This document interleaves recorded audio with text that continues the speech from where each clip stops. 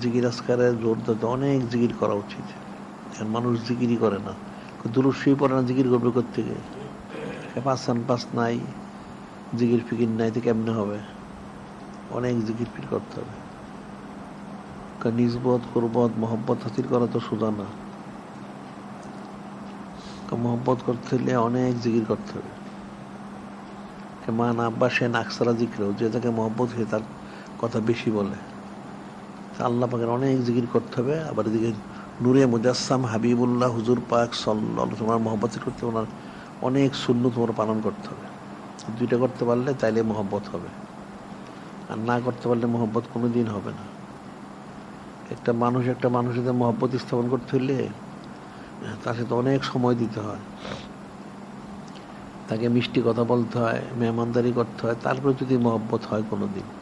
কিন্তু প্রথম থেকে বিশ্বাস করবে না, যে লোকটা প্রতারক হইতে পারে, অনেক দিন পরে হয়তো বিশ্বাস করতে পারে। এটা যদি একটা সাধারণ মানুষের সাথে এরকম হয়, তাহলে যিনি খলিক, যিনি মালিক, রহমাল্লাহ, ওনার সাথে মহব্বত তাহলে কি করতে হবে? অনেক সময় দিতে হবে। আল্লাহ পাকের সাথে সময় দিবে কিভাবে? আল্লাহ পাকে পাওয়া যাবে সময় দেওয়ার জন্য জিকির করতে হবে। নূরে মুজাসসাম হাবিবুল্লাহ হুজুর পাক সাল্লাল্লাহু আলাইহি ওয়াসাল্লাম, ওনার জন্য অনেক সময় দিতে হবে। ওনাকে সময় দিবে কোত্থেকে? ওনাকে তো পাওয়া যাবে না। ওনার সুন্নত মহরগুলি পালন করতে হবে, এখানে সময় দিতে হবে।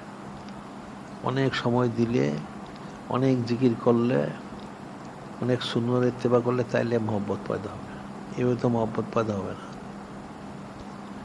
মানুষ মহব্বত চায়, মহব্বত তো মুফতে হয় না কোনোদিন। কোনো কিছুরই মহব্বতটা মুফতে হয় না, কখনোই মহব্বত হয় না। মহব্বত করতে হলে অনেক সময় দিতে হয়, মাল দিতে হয়, অনেক জায়গায় জানটাও দিতে হয়। যদি সময় তুমি দিতে পারলা না, তা তুমি কি মহব্বত করবা?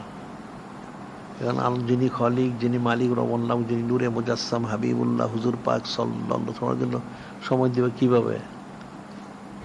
এদিকে জিকির করতে হবে, এদিকে সুন্নত মনে ইত্তেবা করতে হবে, তাইলে তোমার এই কালো হবে, ওই কালো হবে। আর যদি তুমি কোনোটাই না পারো, সময় না দাও, তাহলে তার কাজ হবে না। আবার মালও দিতে হবে। কেমনে মাল দিবা? জিকির করবা, সুন্নত মনে ইত্তেবা করবা, সুন্নত দ্রব্য কিনতে হবে, এই জন্য ইলিম অর্জন করতে হবে। ইলিমের জন্য কিতাবাদি সংগ্রহ করবা, এখানে পয়সা খরচ করতে হবে। পয়সা খরচ না করলে কিতাব পাওয়া যাবে না। কিতাব না হলে ইলিম অর্জন করবো কোত্থেকে? সব জায়গায় পয়সা খরচ করতে হবে, সময় দিতে হয়, মাল দিতে হয়। আর যুদ্ধ যদি লাগে কোনো সময়, তাহলে জান দিতে হবে।